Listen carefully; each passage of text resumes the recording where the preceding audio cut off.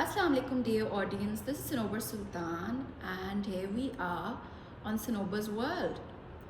So today the topic of our discussion is Global Sumud Flotilla. Now Flotilla is a group of ships to deliver essential commodities to places where air and land corridors are blocked, such as Gaza. Now the situation, as you know, in Palestine is of a genocide, and up till now 66,000 people have been killed. And global protests have been happening, but nothing concrete on the ground has taken place yet by any state level activism, you could say, except for the recognition of the Palestinian state, but nothing to stop the genocide or the annexation of the West Bank, the plans of annexation of the West Bank. So the Global Sumud Flotilla is a humanitarian mission from 46 countries, and 50 ships are sailing towards Gaza. This is the largest maritime mission to Gaza.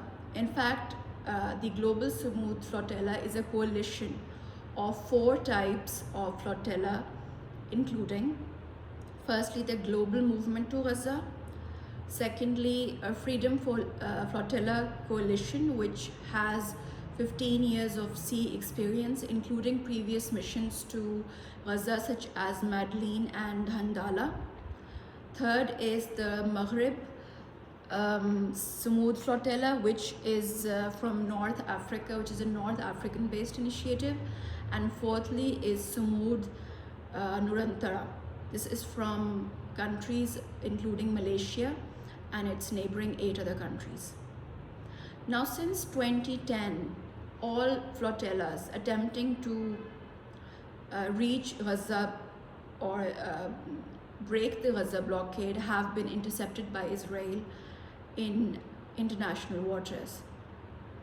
So this Global Sumud Flotilla has garnered a lot of global attention, and like I said, it's the largest sea mission that has taken place to Gaza.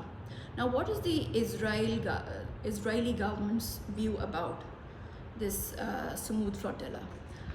So the Israeli government thinks that the Global Sumud Flotilla is a humanitarian cover to provide legitimacy, and whereas it has links to Hamas. They sort of cite, or the basic premise of their arguments is that it is based on 3 main axes. The first is the civil public axis. Now the civil public axis is that they have these activists, they have deployed local activists in different countries, and they have student communities that they have mobilized to establish legitimate pressure through civilian channels. The second is that the Israeli government says the Global Sumud Flotilla is based on the Palestinian international axis. So they are disseminating propaganda through social media and international linkages. And thirdly is the religious axis, which is ideological, historical, and religious links, but making it look like a humanitarian struggle, which is not. So basically, the entire gist is that the Global Sumud Flotilla is a humanitarian cover, whereas it has links to Hamas. So this is the Israeli government's narrative that they are propounding. Now, what is the stance of the Global Sumud Flotilla and the people on board? Now they have their own website that you can visit, in which they have given what is their mission, what are they all about. And on their website you can see the countries which have volunteered, the different delegations, and from which countries are they. And there's also a tracker, so you can actually track all the ships on board, where have they reached yet. So the Global Sumud Flotilla, this is a multinational civilian effort according to their stance. countering the Israeli government's narrative that this is a multinational civilian effort with 500 non-violent volunteers on board. And this is an escalating situation in real time. Now, what has happened is these people who are on board, some of them are famous social media activists.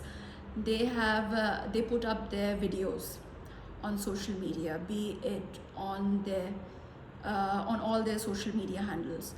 And what we are seeing is firstly explosions and jamming, secondly drones over her head, thirdly unidentified objects dropped, and fourthly coordinated smear campaign.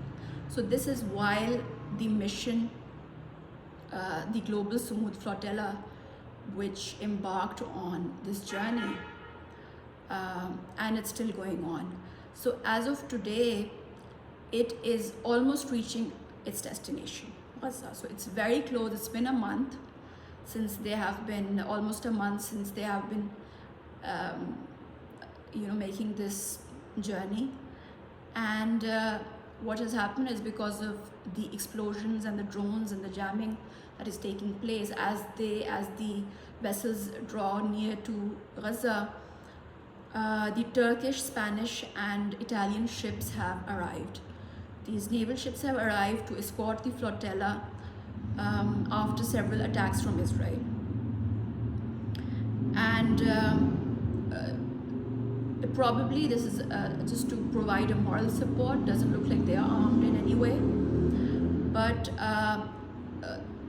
to sort of appease the situation, Israel has offered to take the aid from the flotilla, because what they are taking with them are basic food item, commodities and first aid kits and those sort of health supplies and those sort of things. So the Israeli government has said to the global flotilla summit, global Sumud Flotilla, that we will take this aid and provide it, give it to the Palestinians themselves. But the people on board have rejected this, and they have said that they're going to go to Gaza themselves. And they have, the volunteers are not deterred by these drone strikes, and they would like to conclude this mission as they have planned. So yes, so there's actually a steering committee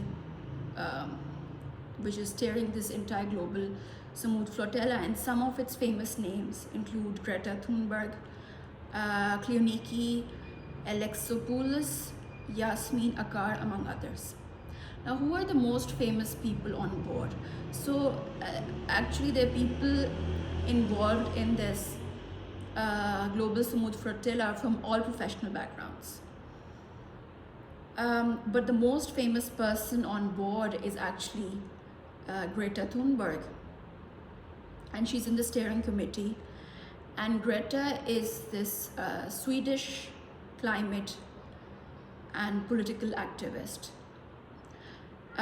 In June 2025, she actually went to Gaza with the Freedom Flotilla Coalition, with the intention to go to Gaza aboard the Freedom Flotilla Coalition, but the vessel was intercepted and she was deported from Israel. So this was in June 2025, and then this entire they decided to do a global campaign. So this is her second time going to Gaza now, now that it's September.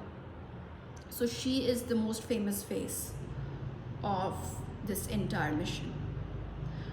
From Pakistan, there's also a delegation from Pakistan, which includes several people, but the most famous person from Pakistan who is part of this delegation is Senator Mushtaq Ahmed Khan. And this is a person who is already, he's locally quite vocal he has been vocal for several years on several human rights issues, including the case of Dr. Afia Siddiqui and missing persons case and the Palestinian conflict since October 2023. And if you look at his social media page as of now, So every day he's posting these live videos of himself, and you can see him aboard the ship sailing to Gaza, and he's giving his experiences and how motivated he is and what's the situation, and that they would and he posts these videos where it's almost like vlogs, where he's been saying that drone strikes happened, but we are very motivated, we are going to go, and everybody should be those vlogs are in Urdu. So people are locals here in Pakistan are surely watching that if they're following his social media updates, because he's the most famous person from the Pakistani delegation. So this is an ongoing situation, and things are sort of getting tense now, because the flotilla is almost, according to what they've said, they're less than 3 days away from reaching Gaza. So the pressure tactics and the scare tactics that the Israeli government is doing, would it lead to bloodshed? What's going to happen? Would they allow them to go to Gaza? So yes, this is a very this is almost you know, it's it leaves you in awe and envy that some people, some volunteers, some civilian volunteers actually decided to make the effort to go and do something about Gaza themselves, because they couldn't see, they couldn't their conscience couldn't let them be numb to a situation like this. So yeah, let's see what happens. This is going to unfold in 2 or 3 days, and there's civilians on board, and those people in Gaza, they need some people with conscience to do something, because this is a humanitarian crisis that is happening, and it's very shameful that no government sponsored effort has been done to go and break the siege, but these are actually volunteers from different countries, Muslims and non-Muslims, people with a conscience. So yes, let's see what happens, and let's all pray that the genocide in Gaza is finally put to rest. So yeah, I shall see you all very soon. Take care. Bye bye.